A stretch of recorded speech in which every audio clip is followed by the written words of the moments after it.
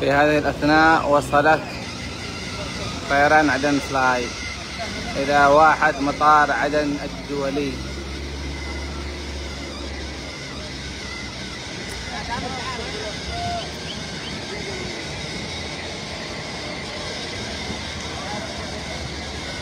وهذه الشركة تعد رافد مهم لتدليل السفر من وإلى بلادنا.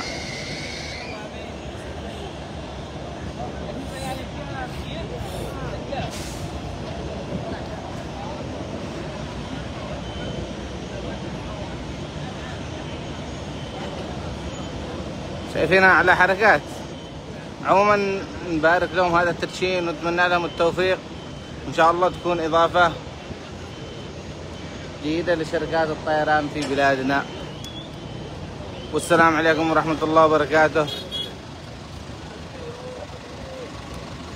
ودمتم جميعا بألف خير. سننطلق الآن باتجاه الطيران